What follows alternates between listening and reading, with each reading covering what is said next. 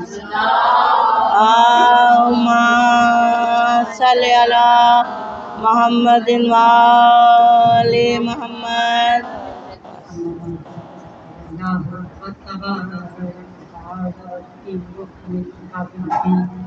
بسم اللہ الرحمن الرحیم. انما يريد الله ليصلح عنهم الرجس اهل البيت ويطهركم تطهيرا. اللهم صل علی محمد وآل محمد. کسانے سے جملہ سنا کہ جو جتنی آواز سے بلند محبت والے محبت اس کی قبر اتنی ہی روشنوں سے مسئلہ. لہذا ایک مرتبہ آواز سے بلند اللهم صل علی محمد وآل محمد. تمام تعریف اور تمام سلام کے لیے وہ رب جو رحمان ہے رحیم ہے، وہ ایسا رحمان و رحیم ہے کہ کبھی اس نے اپنے بندوں کو تنہا نہیں چھوڑا. کہ اس رب کا کرم ہے، اس رب کا احسان ہے کہ اس نے اپنے بندوں کی خلقت سے پہلے ان کی ہدایت کر دی. اور یہ اس رب کا احسان ہے کہ آج بھی ہماری ہدایت امام زمان صاحب عصر والزمان موجود ہے. درود ہے. اللهم صل علی محمد وآل محمد. وہ رب رحمان ہے رحیم ہے. اور شب عاشور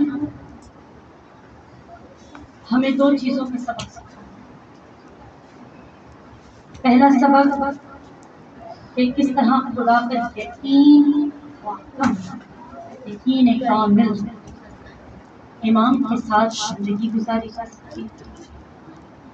اور دوسرا کہ زندگی میں کتنی ہی بڑی مصیبت آ جائے، کوئی ہی پریشانی آ جائے، کبھی قرآن کے دامن کو ہاتھ سے نہ چھوڑیں. قرآن اور اہل بیت سے متمسک ہیں. اور ہم نے دیکھا کہ اسی طریقے سے شب عاشور لشکر امام حسین کے خیموں سے کس طرح شب عاشور تلاوت قرآن تھا. جو حسین ابن علی کا چاہنے اور ماننے والا ہوتا ہے وہ قرآن سے کس طرح متمسک رہتا ہے. کتاب عصمت قرآن علامہ تبریزی شیعہ کے بہت بڑے عالم، ابھی علامہ نہیں بنے تھے، ابھی طالب علمی کا زمانہ تھا کہ علامہ تبریزی کو دل کا دورہ. اب اس دور میں اتنی میڈیکل سہولیات موجود نہیں تھی. لوگ یہ سمجھے کہ علامہ تبریزی مر گئے. اس لوگ کفن ہوا اور دفنا کیے. قبر میں گئے ہیں تو قبر کے اندھیرے، قبر کی گرمی سے علامہ مجلسی کی آنکھ کھلی، علامہ تبریزی کی آنکھ کھلی. اب جو آنکھ کھلی علامہ تبریزی کی تو دیکھتے ہیں کہ میں قبر میں، قبر کا اندھیرا، قبر کی گرمی. سمجھ گئے کہ آج کی رات میری اس قبر کی آخری رات ہے. ایک مرتبہ اپنی قبر میں ہی امام حسین پر گریہ شروع کیا اور صدا دے کے کہا ابن زہرا، آپ جانتے ہیں کہ میں زندہ ہوں، میں مرا نہیں ہوں. لوگوں کو لگا تھا کہ میں شاید مر گیا.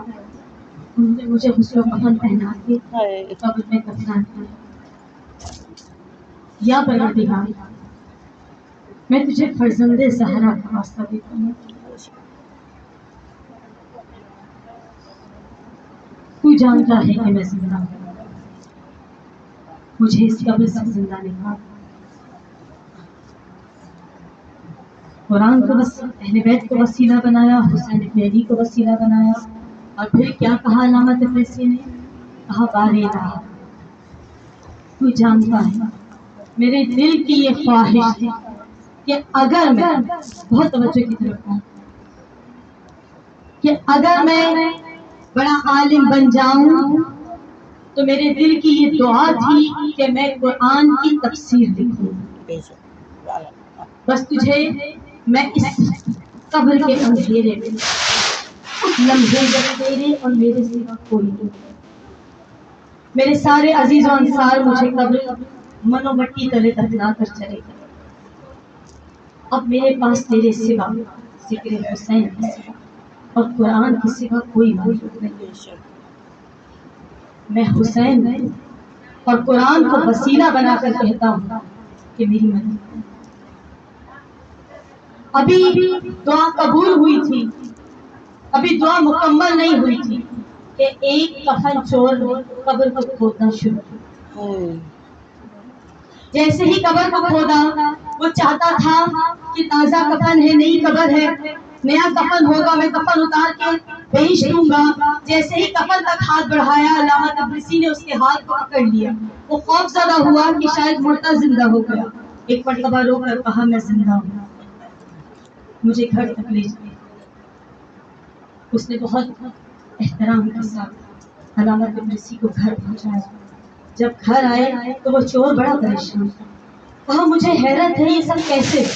ایک مرتبہ علامہ تبریزی رو کر کہتے ہیں میں نے قرآن کو وسیلہ بنایا تھا اور حسین ابن علی کو وسیلہ بنایا، گریہ کیا حسین ابن علی پر، فرزند زہرا نے میری مدد کی، یہ تجھے کفن بھی دیتا ہوں اور جو کچھ میرے پاس مال و زر ہے تجھے وہ بھی لوٹاتا ہوں۔ جیسے ہی اس چور نے یہ سب دونوں چیزیں لی تو سجدے میں سر کو گرا دیا اور گرا کے کہا وہ خدا جو رات کی تاریکی میں قبر کے اندھیرے پڑے ہوئے شخص کی فریاد سنتا ہے، حسین ابن علی اور قرآن کے وسیلے سے تو میں اس زندگی میں زندہ ہونے کے باوجود تو لوگوں کی چیزوں کو چرا رہا ہوں۔ ایک مرتبہ سب کے دل سے توبہ نے امام حسین ذات حسین اور گریہ حسین کو ظاہر، اور ہم شکر کرتے ہیں پروردگار کا، ہمارے اللہ تیرا شکر ہے کہ تو نے ہمیں دامن محمد و آل محمد سے محفوظ، تو نے ہمارے دل میں علی کی ولایت کا چراغ روشن جو کبھی بجھنے نہیں پایا۔ یہ وہ ذکر ہے، اسے اس طرح واضح